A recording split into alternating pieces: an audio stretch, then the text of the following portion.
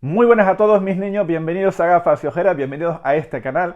Soy David Calpa y aquí estamos para hacer ese resumen de las lecturas del año, esa lista de las mejores, las peores lecturas, lo que más me ha gustado y lo que un poquito menos, y que creo que siempre son necesarios por estas fechas para un poco hacer resumen, tener un recuerdo de lo bonito o lo feo que ha sido este año en cuanto a las lecturas. Y a partir de hoy y durante toda esta semana voy a ir subiendo prácticamente un vídeo diario mostrando ese tipo de lecturas.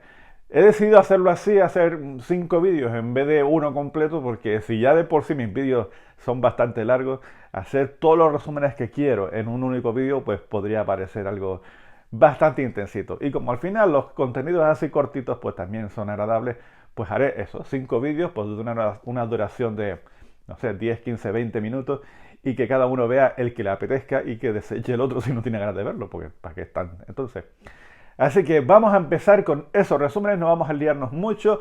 Los primeros premios David Calpa, los primeros premios de Gafas y Ojeras, bueno, en teoría son los segundos porque ya el año pasado hice algo parecido, pero en Instagram. Pero este es el primer año del canal, es del primer año en el que se va a empezar a mostrar cuáles son mis lecturas favoritas. Y bueno, como han visto en la descripción, el primero de los vídeos va a estar dedicado a los relatos de terror. Y no sé si ustedes conocen mucho el género, pero generalmente las mejores lecturas de terror las podemos encontrar en formato corto, porque son aquellas historias en donde se puede conseguir una mejor ambientación y mantener la atención a lo largo de toda la trama, que eso no es sencillo para nada. Conseguir mantener esa ambientación en un relato de terror no es fácil. Así que está considerado, o sobre todo porque prácticamente Poe, Lovecraft, todos los grandes clásicos pues se dedicaban a escribir relatos, pues es un formato al que nosotros le tenemos muchísimo cariño y con el que consideramos que están las mejores de las lecturas.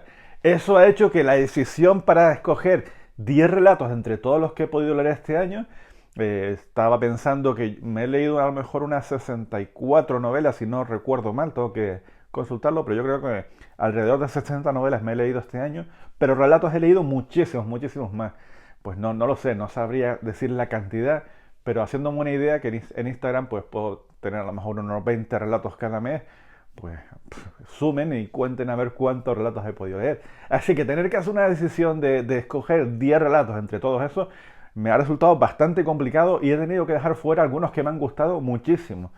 Pero quería que todo se limitara a 10 opciones para no hacer esto demasiado largo. Y no sé si algún momento dado haré alguna mención honorífica o algo así, pero vamos. Me voy a limitar a decidir cuáles han sido esos 10 relatos. Así que vamos a no liarnos mucho, que siempre me pongo ahí con mis cosas y me vuelvo loco. Y empezamos la cuenta atrás de cuáles han sido los 10 relatos que más me han gustado este año. Empezamos.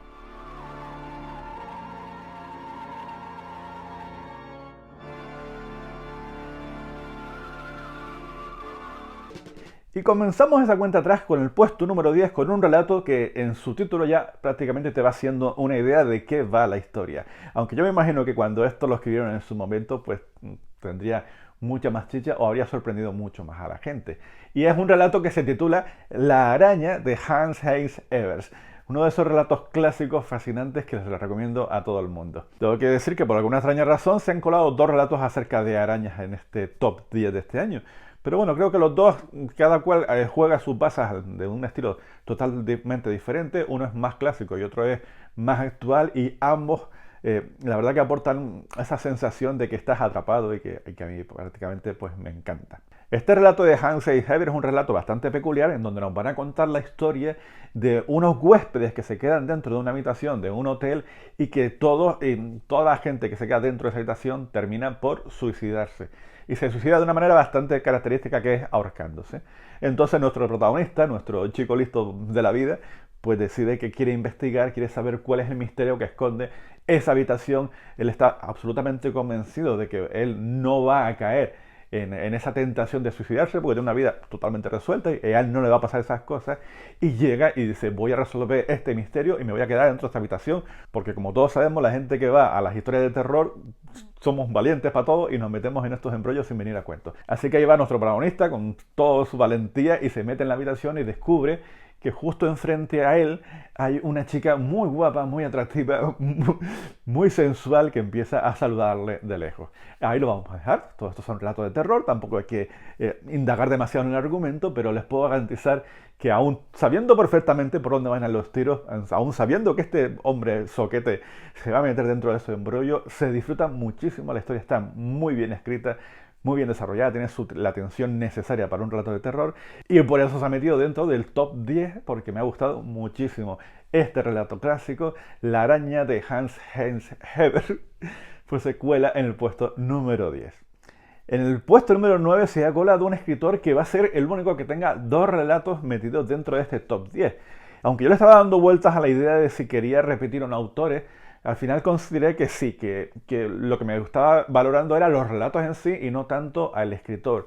De hecho, y aunque sea un poco extraño, no he colado ninguno de Lovecraft en este top 10, sacrilegio, pero creo que es que los relatos de Lovecraft que he leído este año, pues ya lo había leído otros años y me parecía un poco innecesario tener que repetir otra vez y poner La sombra sobre Innsmouth o El horror de Dunwich, que son mis relatos favoritos, pues ponerlo en este top 10. Sin embargo, el autor de este top 9, que es Bram Stoker, sí ha conseguido meter 2 relatos porque creo que son totalmente diferentes entre sí y en cierta medida me han impactado igual uno como otro. Me han dejado absolutamente loco. Así que en este top 9 se ha colado Los dualistas de Bram Stoker. ¿Y de qué van Los dualistas? Pues básicamente es una historia que es muy difícil de leer porque tiene un lenguaje bastante rebuscado. A mí yo cada vez que empezaba a leer esa historia, yo decía que ese no era el mismo Stoker que había leído yo con Drácula o con otro tipo de relato, ya que el lenguaje era bastante rebuscado y los primeros, es un relato que está dividido en 4, 5, 8 capítulos así más cortos. No me enteraba absolutamente de nada y tenía que hacer un esfuerzo importante para intentar seguir el hilo de la historia. Pero claro, ya había oído hablar bastante de este relato y me picaba la curiosidad y poco a poco la historia se te va adentrando dentro. Y nos va a contar la historia de 2 jóvenes de clase alta, 2 gemelos que se dedican un poco a entretenerse. Como están aburridos dentro de esa alta sociedad y demás, pues se dedican pues a entretenerse pues haciendo duelos, ahí vienen los dualistas, pues se dedican a hacer duelos, pues yo qué sé, con una botella de agua que se encontraba y empezaban ellos pues a pelear y a hacer este tipo de historias y demás. Claro está que eran 2 personas un poco consentidas y cada vez que hacían cualquier tipo de tropelía, cada vez que rompían pues cualquier cosa, pues le echaban la culpa pues a su servicio porque para eso estaban y demás. Claro, esos duelos que ellos están realizando entre sí, poco a poco van deteriorando el material, a lo mejor empiezan a hacer 2 duelos con tenedores y se van rompiendo, son tenedores de plata y este tipo de cositas, pues deciden, pues en vez de contenedores vamos a hacer duelos con libros o vamos a realizar duelos con cojines, con cualquier tipo de cosa de esta. Y la cosa se va complicando y ellos van subiendo un poco ese nivel. Voy a dejarlo aquí porque creo que la historia de por sí es una de esas que te calan hondo, que te impactan demasiado y que tienen uno de esos finales estremecedores, macabros. Llegan a un punto en el que te paras a pensar que en qué cabeza cabe idear una historia como esta y que yo la verdad que eso que es incapaz de olvidar todo el último tramo de esta historia y cómo Stoker consigue ponernos los pelos de punta contándonos una historia muy sencillita que al final no dejan de ser 2 niños que se dedican un poco a competir entre ellos sabiendo que van a estar siempre respaldados por su familia, pero una historia que es absolutamente devastadora. No se pierdan Los dualistas, este top 9 que me parece que es uno de esos relatos que dejan huella, aunque les indico que cuesta un poquito leerlo desde el principio. A partir de ahí, a disfrutarlo. Pasamos al puesto número 8 y aquí otra vez se vuelven a colar las arañas, pero igual que en el relato de antes de Heinz Heber, en este caso las arañas no es que tengan presencia física como tal, que aparecen, por supuesto, están muy presentes a lo largo del relato. De hecho, uno de nuestros protagonistas doméstica no sería la palabra, se dedica un poco a alimentar y a cuidar una araña que tiene ahí en una especie de cofre bastante interesante. Pero también simplemente nos las cogemos como metáfora y las arañas son otra cosa totalmente distinta y además de lo más interesante. Aquí nos vamos a encontrar con un chico también de la alta sociedad, porque al final la alta sociedad alimenta muchísimo a lo que serían los relatos de terror, que tiene un poco toda su vida resuelta a nivel económico, a nivel social y demás. Y todo se debe a que tiene una especie de acuerdo, pacto con su abuela, que es la matriarca de la familia, la que se dedica un poquito a distribuir las riquezas de esa familia a cambio de un pequeño detalle al cual nuestro protagonista accede. Así que este hombre tiene todo el dinero del mundo y conoce a toda la mujer que le apetezca, y la única cosa que le dice es que, oye, después de estar conmigo, lo único que quiero es que conozcas a mi abuelita parca, tranquilita, que aquí está, para que te dé tu aprobación a ver si podemos estar juntos o no. A partir de ahí, pues ya saben, el relato se llama Los Arácnidos, tienen que ir descubriéndolo porque la verdad que es fascinante. Tengo que decir que el relato es un auténtico delirio, una locura, y tú sabes perfectamente hacia dónde vas, porque el relato no deja lugar a dudas desde el principio de que va, y además, desde que ves a la abuelita esa tan buena, la ves ahí tejiendo tranquilamente con sus agujas, haciendo punto, y tú sabes perfectamente que lo ves, no lo ven los demás, pero tú lo ves. Pero claro, el relato se va adentrando cada vez más en una serie de historias ahí que es delirante, es divertidísimo, causa terror cuando tiene que causarlo, y la verdad se lo recomiendo muchísimo porque casi todos los relatos que voy a recomendar en este top 10 son relatos ahí de principios de siglo, de grandes clásicos del terror, y este sin embargo es mucho más actual y que consideré que tenía que estar dentro de este top 10 porque es bastante interesante. Los Arácnidos de Félix J. Palma se queda con el puesto número 8. Y vamos a seguir con el siguiente. Para el puesto número 7 nos traemos a uno de esos escritores fantásticos de la literatura de terror, absolutamente recomendable, que es Nathaniel Hawthorne, que es este escritor tan conocido por aquella famosa novela que es la Letra Escarlata, pero que yo creo que su parte más interesante la tiene en todo este tipo de relatos. Nathaniel es un autor que es bastante conocido sobre todo por su vida real, ya que él es descendiente directo de aquellos jueces que condenaron a la hoguera a todas las niñas, a todas aquellas adolescentes, a las brujas de Salem, donde hicieron aquellos juicios un poco de aquella manera en la que simplemente las únicas pruebas que habían era que me caías mal o que no eras capaz de acceder a mis peticiones sexuales. Y bueno, ese episodio tan trágico de la historia de la humanidad, pues Nathaniel Hawthorne pues, era un descendiente directo de eso, y todos sus relatos están englobados dentro de lo que sería pues eso, la brujería, el arrepentimiento, la vergüenza, sobre todo la vergüenza está siempre presente en sus relatos, y una muestra perfecta de esa manera de escribir la encontramos en el joven Goodman Brown, que es este relato que traigo para el top 7. Aquí nos encontramos simplemente con un paseo a través del bosque, esos caminitos que nos encontramos adentrándonos en los bosques siniestros llenos de ramas secas que van por ahí, creando una atmósfera bastante tenebrosa, y donde nuestro protagonista deja a su esposa directamente en su casa, dice que tiene que cumplir una misión para la que está destinado, que es un poco acabar con todos los rumores y con todas las acusaciones que hay dentro de este pueblo, y se adentra dentro de este bosque acompañado de un anciano, de un viejo, de un ser con una mala pinta que es Pavesla, que en todo momento, a lo largo de todo ese recorrido, empieza a hablarle acerca de las cosas que se producen en el pueblo y a tantearlo, a tentarlo, un poco a provocarlo para que se una a la comunidad. Creo que no hace falta adentrarnos mucho más en lo que sería la trama.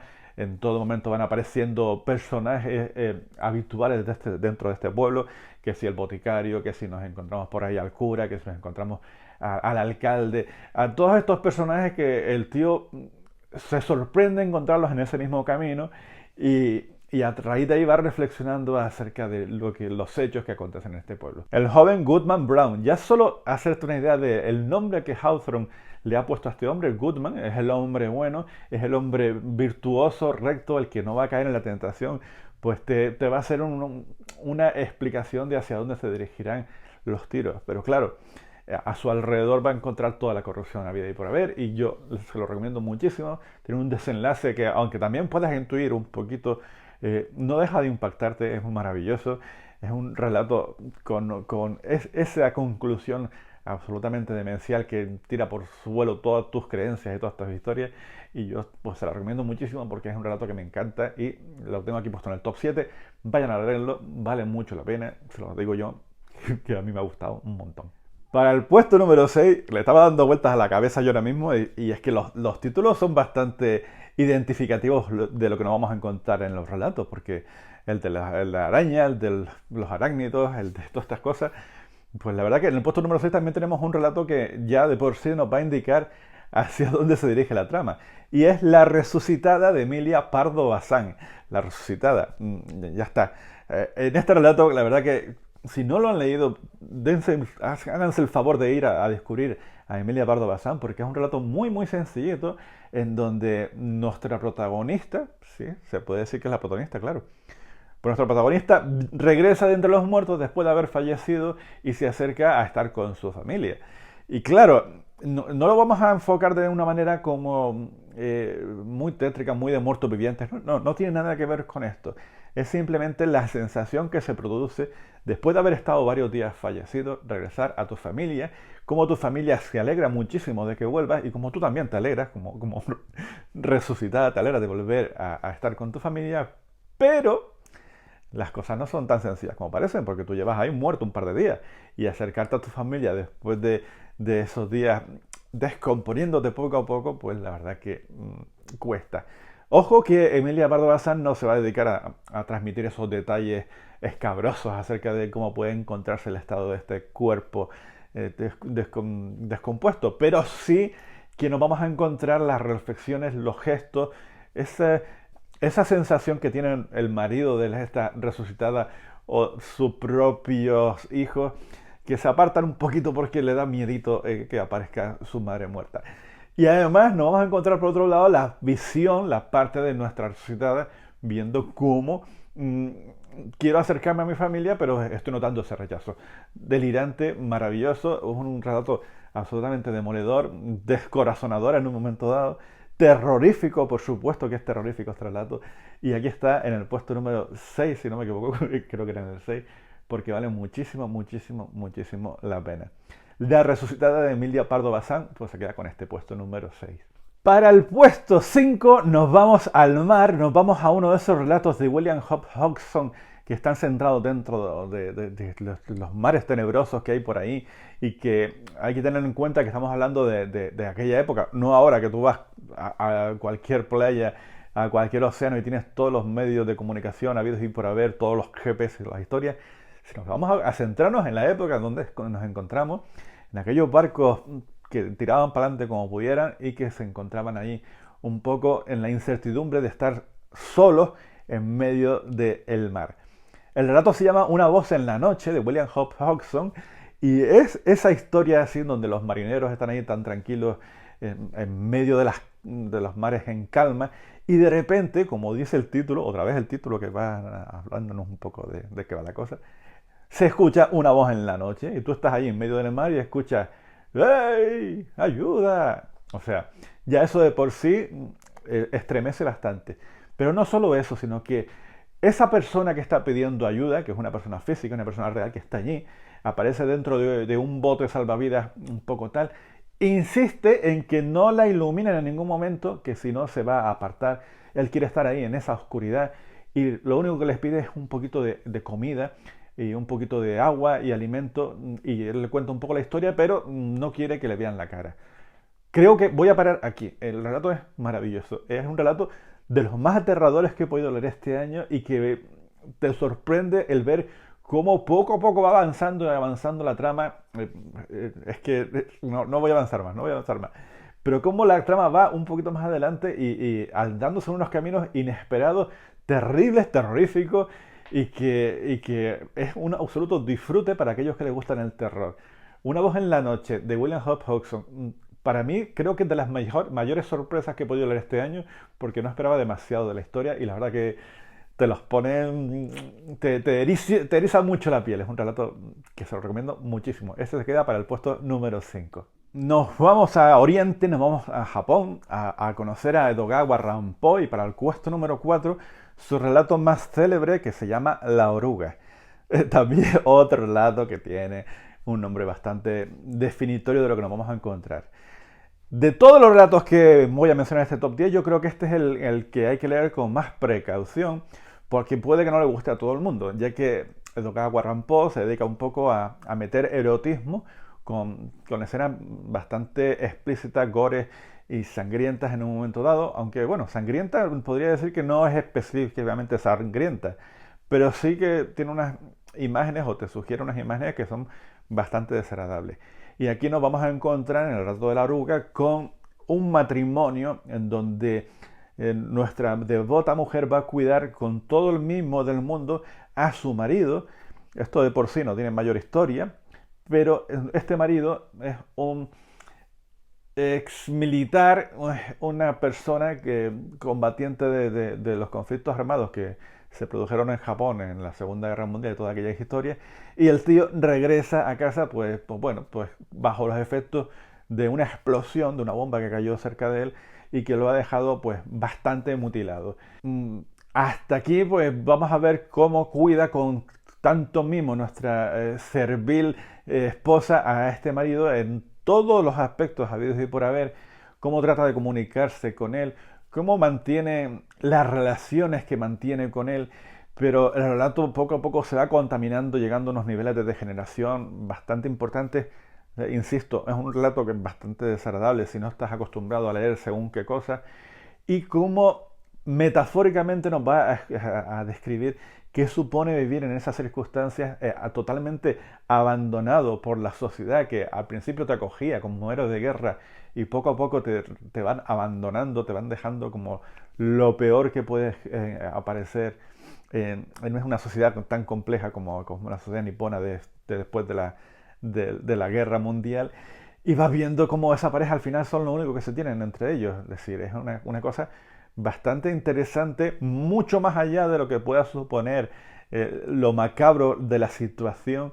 El análisis que tienen de la sociedad nipona, el análisis que tienen de las relaciones de pareja, de la devoción, de lo que es o lo que no es el amor, o sea, una locura. Insisto, otra vez, ojito con este relato que no es para todos los gustos, se llama La Oruga y nos podemos encontrar aquí situaciones realmente grotescas y desagradables. Pero la maestría que tiene Doga Rampo para narrarnos esta historia es de las que impactan, de las que se te quedan en el corazoncito por lo terrible que nos cuenta, y es una absolutamente delicia con uno de los finales que al final es para verlo. No se pierdan Doga Rampo con La Oruga, es uno de esos relatos que dejan huella. Y ya estamos aquí en el top 3 de los relatos que me han gustado este año. La verdad que es un poquito así dándole vuelta. Cualquiera de estos podría estar en el top 3. La verdad que es muy injusto la valoración. Al final he tenido que empezar a es que te me ha gustado más por una cosa, más por otra. Pero bueno, vamos ahí al top 3, que es lo que todo el mundo parece que más le gusta.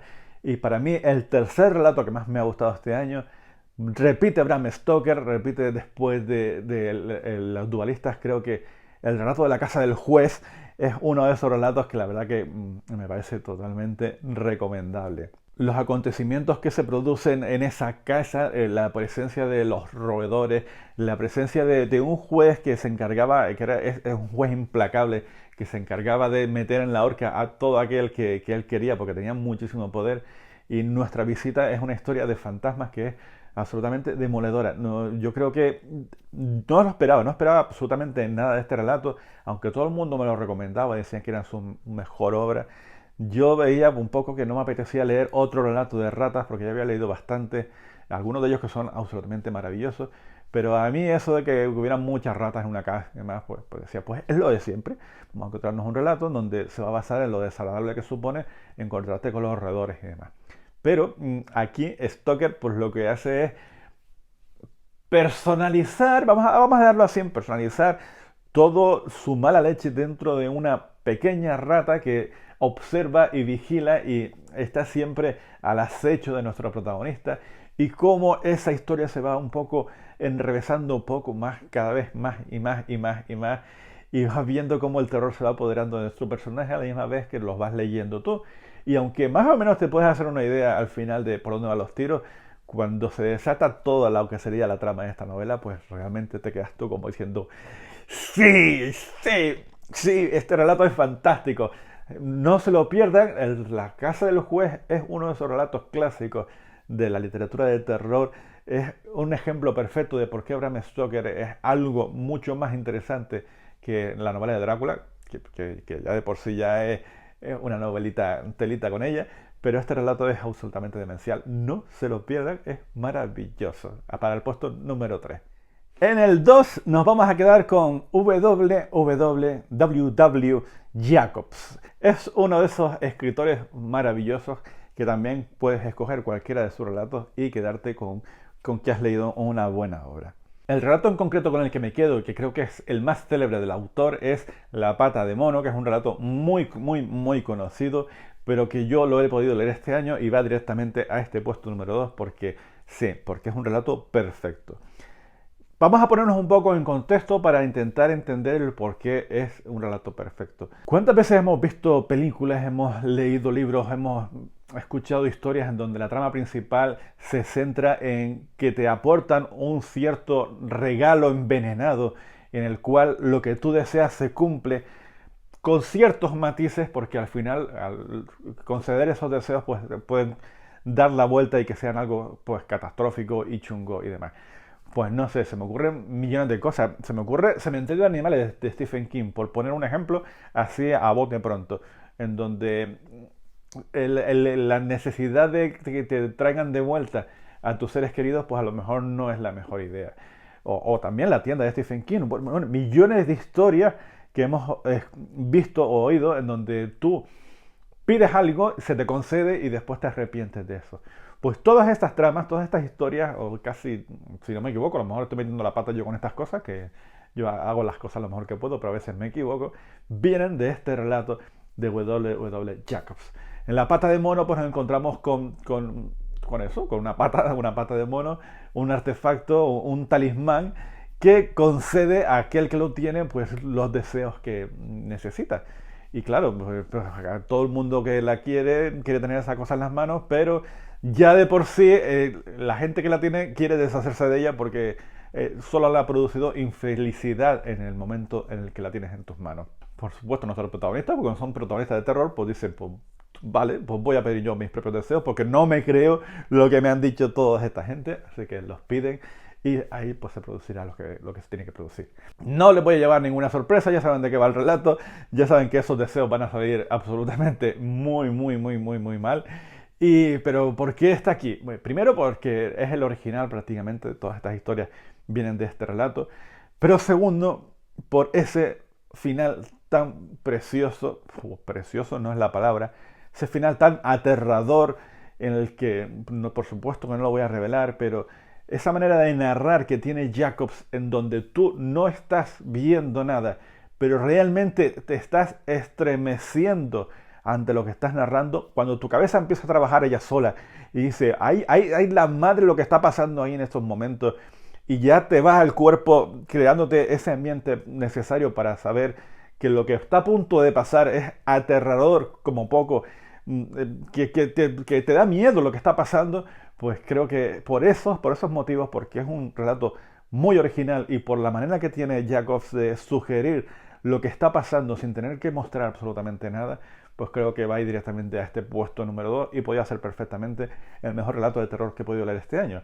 Así que vayan ya directamente a leer esta pata de mono, que es un relato clásico y que se lo recomiendo muchísimo. Y ya está, ya estamos en el puesto número 1. El puesto número 1 se lo va a llevar Poe, que yo, la verdad que estaba dándole vueltas ahora viendo los relatos que he puesto y me extraña bastante que no haya puesto ni a Poe ni a Lovecraft, pero sí, bueno, al final Poe se ha quedado con el puesto número 1 y se ha quedado con el puesto directamente por un relato que yo no había leído y no sé por qué. Mira que he leído un montón a Poe, pero no había leído Berenice. Y claro, todo el mundo ha leído mucho a Poe, todo el mundo conocemos El gatonero, La caída de la casa Usher, seguramente Berenice lo ha leído muchísima gente. Yo no había tenido esa suerte de haberla leído. Pero siempre tengo la sensación de que, siendo maravilloso a la hora de contar nuestras historias, no dejaban de ser historias un poco cándidas, donde pues, aparecían muertos, aparecían fantasmas, venganza, historias muy de Poe, que son preciosas, que originan un poco lo que vendría a partir de ese momento. Creo que Poe es el mejor narrador que pueda haber de historia. Pero me faltaba esto que leí en Berenice, y es la mala leche.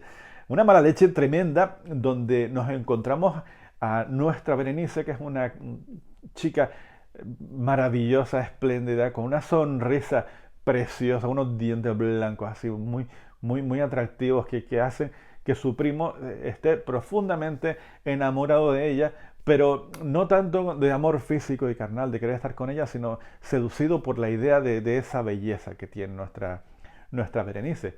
Claro, es una historia de Poe y aquí las cosas siempre se van a contaminar un poquito y se van a poner chungas cuando nuestra Berenice enferma, la tragedia típica de Poe con las mujeres que poco a poco van desapareciendo.